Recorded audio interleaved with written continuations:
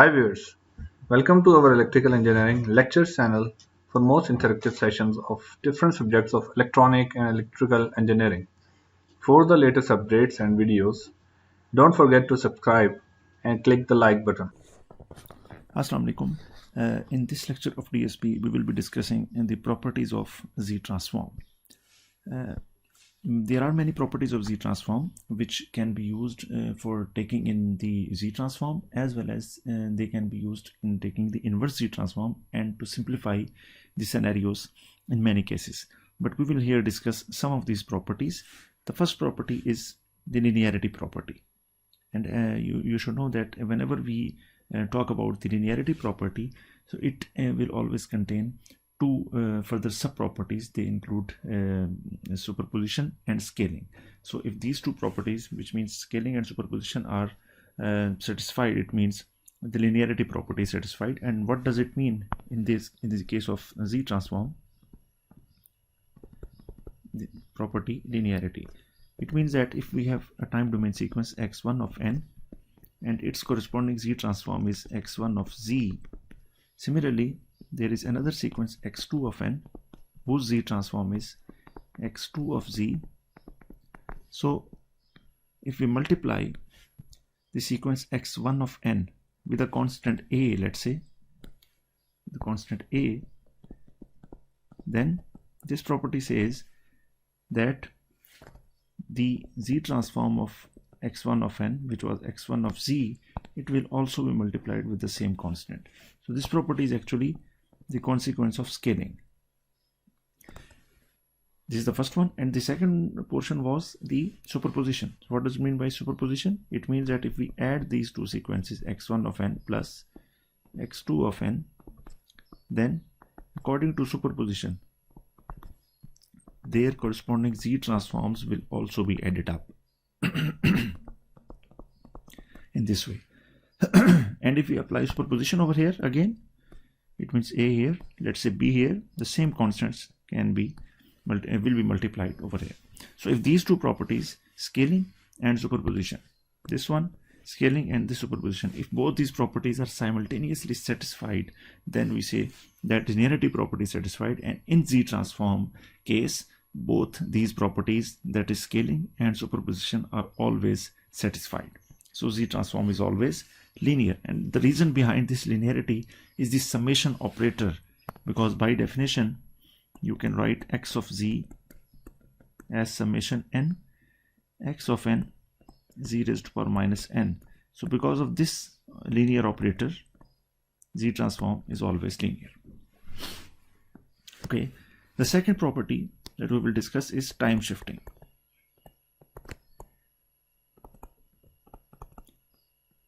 Time shifting. What does time shifting means? Time shifting means that whenever we delay a sequence by, let's say, n naught, what will happen in Z transform? In Z domain, there will be multiplication with a factor z raised to power minus n naught multiplied by x of z, which was the actual Z transform. So this is the addition. This is the additional part that comes over here, and the consequence of this part will be what? If you see, let me just give you a general aspect first of all before taking an example. Let's say if n naught is greater than 0. If n naught is greater than 0, it means this z raised to power minus n naught will result in what? Let us think over it. Z raised to power minus n naught, if n naught is positive, it will go into the denominator, and when it will go into the denominator, it will result in poles at z is equal to 0. Similarly, if n naught is less than 0 means it is negative. In this particular case, this z raised to power minus n naught will come into the numerator, and it will result in 0 or zeros at z is equal to 0. So it means when we delay the time domain sequence, the corresponding frequency domain sequence will be multiplied by this particular term, which means there will be poles and zeros at z is equal to 0. So that is the main thing that you should understand, and it will depend upon the sign of n naught. Now this time shifting property can be used for taking inverse and taking z transform as well as inverse z transform.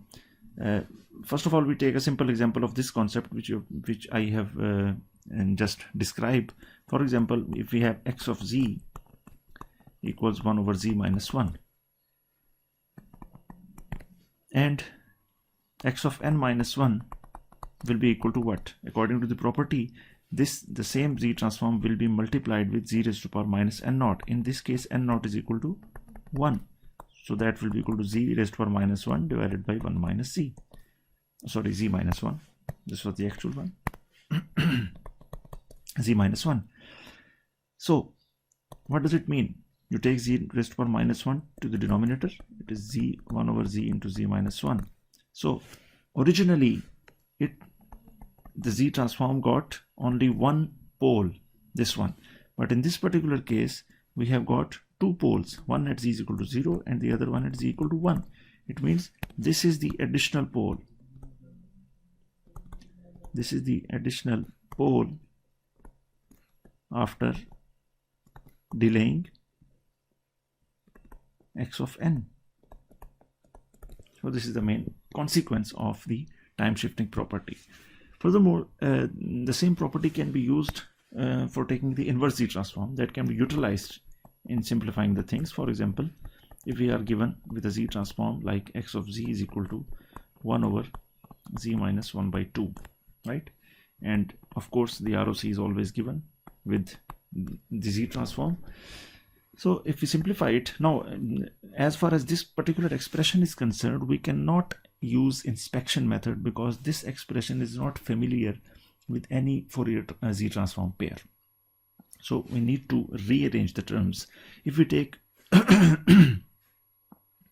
z as common from denominator like this, z into 1 minus 1 by 2 z inverse, and we can also write it as z inverse divided by 1 minus 1 by 2 z inverse.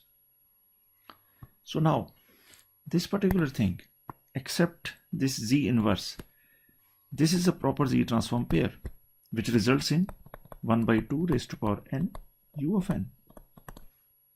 Now this z minus 1 is extra term, so you can now exploit the time shifting property that if a particular z transform, this one encircled in blue, is being multiplied with z raised to power minus 1, it means the corresponding time domain sequence as per this property, the corresponding time domain sequence will be delayed by n naught, and here n naught is equal to 1. It means we will be writing as 1 by 2 raised to power, in place of n we will have n minus 1, and here u of n minus 1. So we just replaced here n minus 1 and here n minus 1 instead of this n and this n. So the resulting x of z is written over here, which is a consequence of time shifting property. Okay, the next one property, let us see from the slide. It is basically multiplication by exponential sequence.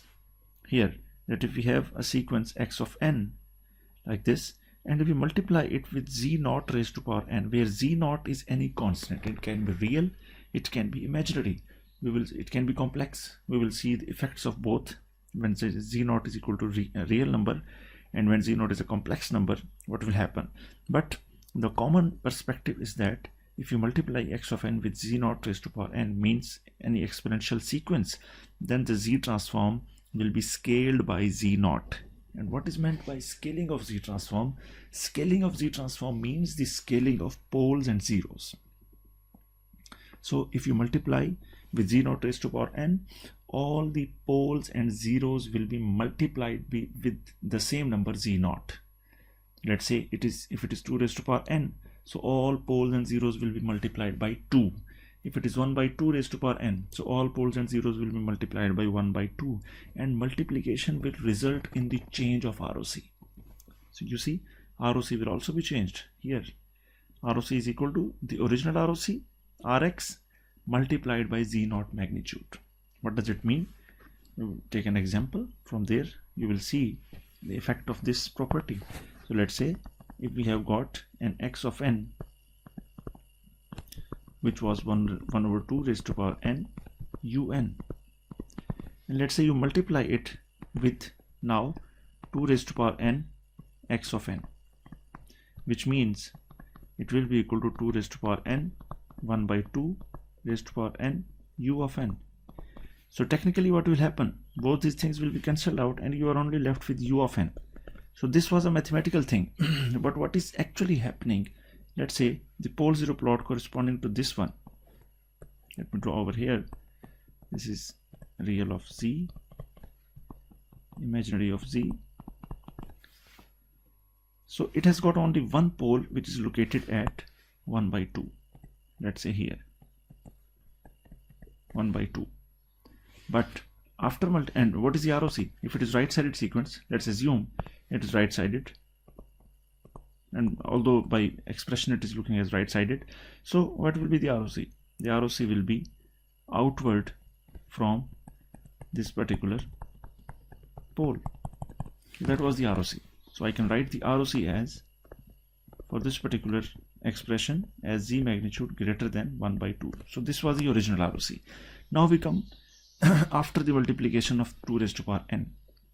According to the property, as I have mentioned, that all the poles and zeros will be multiplied with the same number, and here the same number is 2. So here z naught is equal to 2. So now the pole, as per the previous pole was 1 by 2, so it is multiplied with 2, so the pole will be shifted on 1. Here pole will be shifted at 1. So this is the change after multiplication with 2 raised to power n. Let me scale the label the axis. So now what will be the ROC? Because again it is a right-sided sequence, so the ROC will be outward from the outermost pole, which is 1. So now what is ROC? ROC is z magnitude greater than 1, which can be written as the ROC. The previous ROC was z magnitude greater than 1 by 2. So basically we have multiplied it with that number 2 magnitude to result in the changed ROC, which is given here. So this is the effect of multiplication, where z naught is a real number.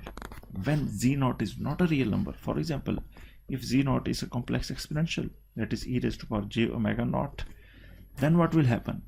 Then the happening will be like this: e raised to power j omega naught raised to power n into x of n. That will result in x of z divided by z naught. And here actually, what is z? Z is basically e raised to power j omega. And what is z naught in this particular case? This is z naught, so which is equal to e raised to power j omega naught. We can also write the same thing as e raised to power j omega minus omega naught, right? So what is this showing? So now this is the mapping. See, this is the mapping, which means that if we multiply x of n with an exponential sequence where z naught is equal to e raised to power j omega naught, where omega naught is a constant angular frequency, it means the corresponding z transform will be rotated by an amount omega naught. So now no scaling will happen. No scaling of poles and zeros will happen. The difference is that if z naught is a complex exponential, then poles and zeros will not be scaled, ROC will not be changed, just one effect will happen, and that is the rotation of all the poles and zeros by constant amount of angular frequency omega naught, right? So for example, if you multiply the same x of n, let's say x of n was 1 by 2 raised to power n un, and now we multiply it with e raised to power j pi n by 2 x of n. So in this particular case, we can see that z naught is equal to e raised to power j pi by 2, which means omega naught is equal to pi by 2. These two things can be found from this expression. So what will happen in frequency domain? In frequency domain, it will be x of e raised to power j omega minus pi by 2, which means what? Let me show over here in the form of pole zero plot, real of z, imaginary of z. Originally the pole was located at this point 1 by 2, and here omega is equal to 0. Actually you can see omega is equal to 0 because it is along the x-axis, along real of z. But after multiplication with e raised to power j pi n by 2, now the same pole will be rotated by an amount of angular frequency pi by 2. This is pi by 2, so the pole will come over here and the radius will be the same. It is the same 1 by 2. So when it is the same, it means ROC will not be changed, right? ROC will be same in this particular case, which is z magnitude greater than 1 by 2. Okay, so this property can also be used to take the z transform and inverse z transform containing the complex exponential sequences or trigonometric quantities, for example cosine and sine functions. So to demonstrate this, let us proceed towards an example, which is x of n equals Rn cos omega naught n u of n. This is a very famous system actually. First of all, let us solve it and then I will explain to you the significance of this system. So first of all, let us see this u of n. If you consider only u of n, its corresponding z transform is simply 1 over 1 minus z inverse through z transform pairs. To convert this particular expression into a more familiar form, we can apply the Euler identity to this particular expression to just write it as 1 over 2 r e raised to power j omega naught raised to power n u of n plus 1 by 2 r e raised to power j minus j omega naught n u of n. So this is the consequence of Euler. Now we have to consider both the expressions separately. So we have this u of n being multiplied by this particular complex exponential.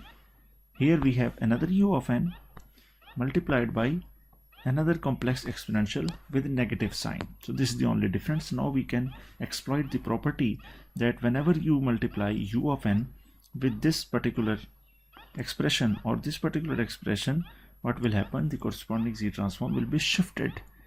The corresponding z transform will be shifted, or you can say that the amount of shift will be equal to the particular value of omega naught. So that is why you can write as 1 by 2 is constant. So this 1 by 2 is constant divided by, here it was 1 minus z inverse. Now the rotation comes over here. Rotation will come over here. Here we will place r e raised to power j omega naught or r e raised to power minus j omega naught. Fine. So it will become 1 minus r e raised to power j omega naught z inverse plus 1 by 2 divided by 1 minus r e raised to power minus j omega naught z inverse. So this is the additional term that comes over here as a consequence of the multiplication with complex exponential.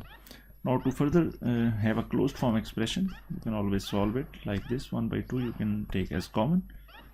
Here the denominator, it will become 1 minus r e raised to power j omega naught z inverse into 1 minus r e raised to power minus j omega naught z inverse.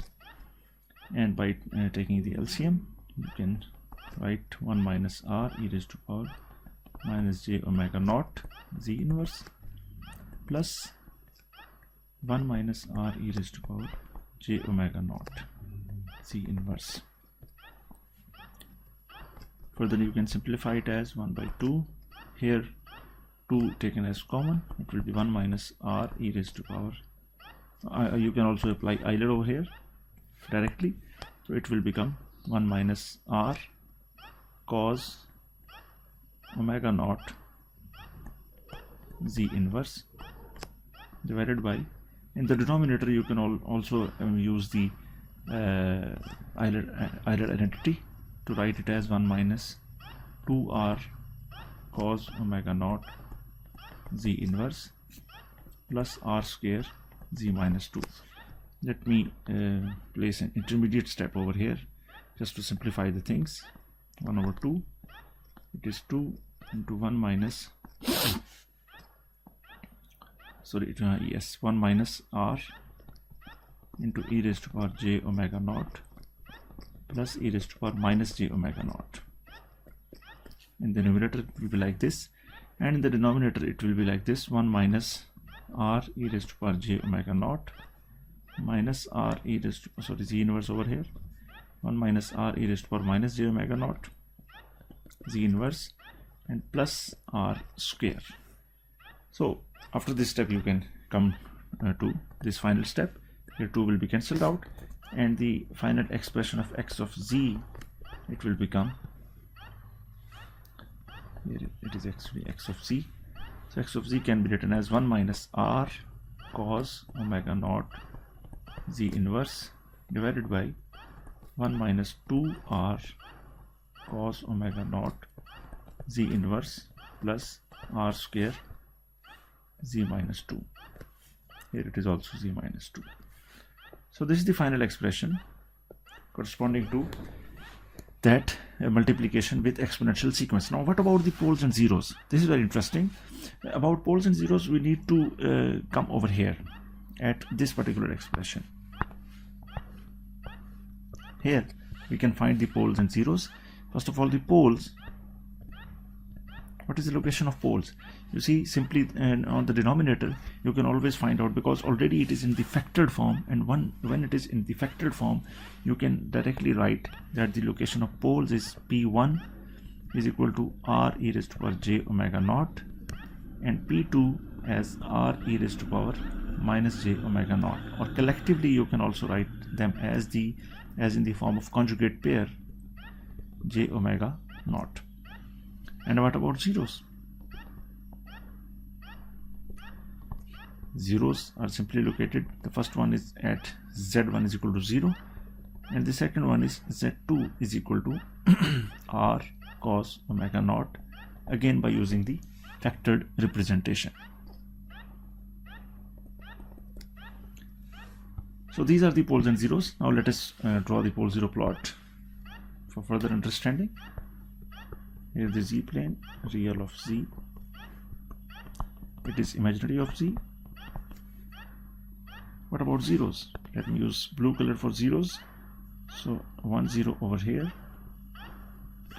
and r cos omega naught will be again a constant quantity depending upon the value of omega naught. So it will be, let's say, located over here. Sorry, by mistake I have used crosses for zeros. It's not like that. So it must be a circle here and here. So these are two zeros. And what about the poles? Because they exist in the form of a conjugate pair, so assuming that they are located at this much angular frequency omega naught and this much radius, so one pole will be over here and the other pole will be in its complex conjugate location over here. So it is r e raised to power j omega naught, and it is r e raised to power minus j omega naught, and this particular length is r, which is the radius. So in this way you can draw the pole zero plot in case when the poles or zeros are in the form of a complex number. And remember one key parameter, the key point over here, which is that either we are talking about poles or zeros, if they are complex, then they will always exist in the form of complex conjugate pair. It is not possible for them to occur in non-complex conjugate pairs. Like it is not possible that I can only have one of these poles. Then what is the consequence? If they do not exist in the complex conjugate form, then the consequence will be that the coefficients of this polynomial will not remain real numbers. Here all of them are real. Like this, the first one is 1, the second one is 2 r cos omega naught, it is a real number. The third one is r square. So all of them are completely real numbers. But if the poles or zeros, they do not exist in the form of complex conjugate pair, then they will not remain real numbers, and it will not be possible for them for us to implement this polynomial. Because whenever we implement an LTI system, we have to implement this system function actually. So to implement this, we need to have these real numbers. Okay, so now come towards the next property. The next property is